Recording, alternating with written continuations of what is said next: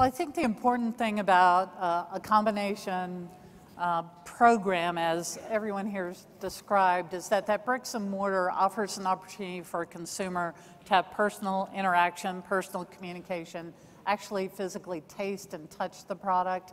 And those are senses that are to be respected and enjoyed. It's part of a shopping experience in so many ways. And I think what we found through the years, just as a bricks and mortar and as a specialty retailer, especially with natural foods, is that customers are going after transparency. They want to have someone to talk to about it. They want to know their ingredients. The main banner is trust within that relationship of what the products there represent. And I think there's always going to be consumers that want that. Having said that, we are in a business where if you don't compete every day, it's not what's today, it's what's tomorrow, it's what's in a week.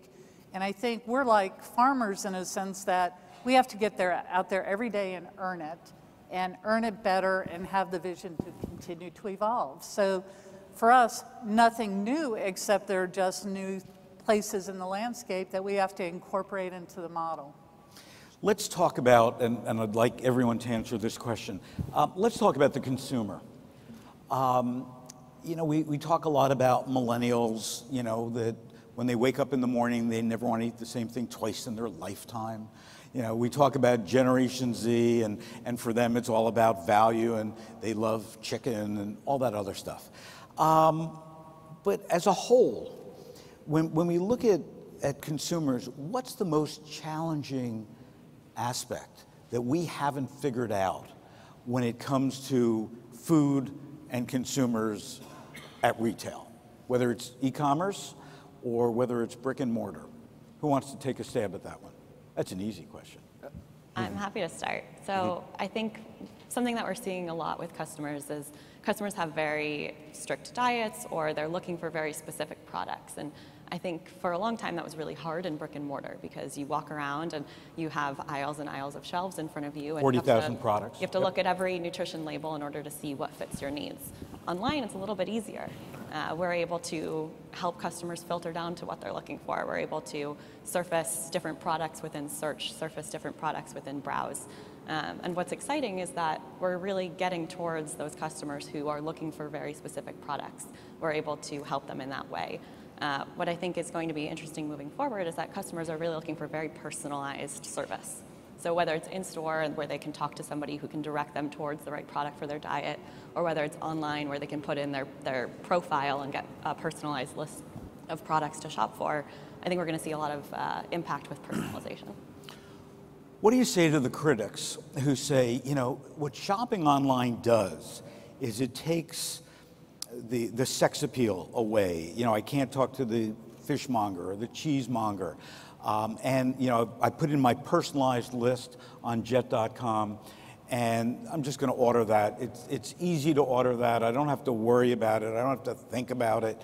And as a result, we're going to lose our taste buds, that we're just going to eat the same thing all the time. I would have to disagree, respectfully. I think that's e-commerce 1.0. I think we're moving towards e-commerce 2.0. So we're looking at a situation where we can understand your preferences, but we can also use technology to help you find new products or to help you find other products that match your profile. So using technology as a way to help with that discovery experience, I think, is what we're going to see moving forward, rather than just, I eat a Kind bar for breakfast every day and I'm never going to try anything else. I think especially of the generation that we're talking about, millennials, they're absolutely interested in trying new products. You look at all of the Instagram trends and Facebook trends, and you see people flocking towards different products that they've never tried before, that maybe they're getting a recommendation from their friends rather than from the greeter at a grocery store. Building on that, I think that's where we as brick and mortar retailers can really win, because the fun part about the specialty food shows is finding those items that my customers don't know they want yet. And I can bring those back to the store and put it in their mouth, and then now that's expanded their horizons. On our side, we've got to do a phenomenal job training. So we need to know what those customers are asking for. When they're asking for you know, the non-GMO, natural, organic. We need to know where those items are located in the shelf and how to, you know, get those to the customer. So it's, again, I think a lot of what we're hearing is both worlds can coexist. We're human. We like that human interaction, but we also like to save time, and if we know what we want, boom, we can get online and get it to our house quick. But Trip, to your point, I would say that, you know, when people are coming into, let's say, our stores, they are discovering for the first time, and then, you know, I think the natural evolution perhaps is then to, once it's familiarized, then they will go online and they'll do that, because, I mean, as you said, this world is accelerating so fast, so people continue to look at, you know, what's not in their food, or, you know, the Whole30 or the paleo and all these different things, and I think they kind of navigate through that with touching and feeling first. You know, in a store, they want to eat it, they want to taste it, and then once they are consumers, then they'll go online and kind of, you know, order that. I want to build on that for a second. How do you prevent me from coming in your store, tasting something really cool, I love it, and then going to jet.com and buying it cheaper? The experience.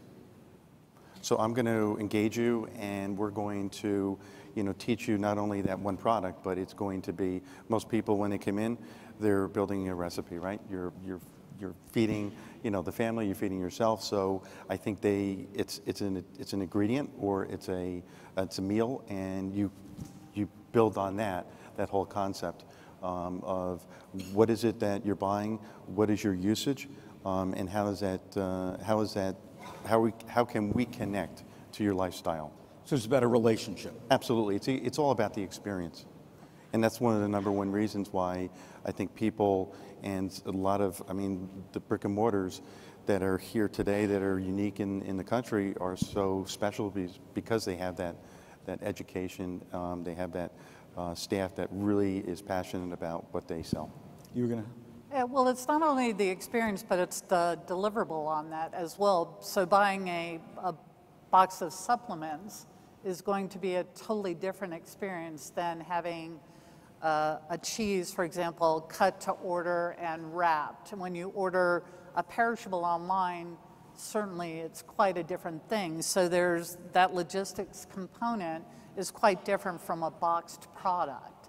So I think we have to own in that environment, that experience, and also that level of communication that can secure to grow them through. So the different generations can read about different products, and they can read about traveling, but to come in and really taste them side by side, those really aren't available with that type of opportunity. So I think we need to embrace that, and then also understand what components can be filtered to make the store a different segment that we're offering to the customer. And I think to follow up on just the perishable side of it, if we look what we've done in Whole Foods in terms of the venue component, I think we were the first ones to have bars in our stores. We were the first ones to have sit-down restaurants where you could buy a whole fish and have it prepared for you. We would be one of the top restaurants if we were counted as a restaurant in the United States.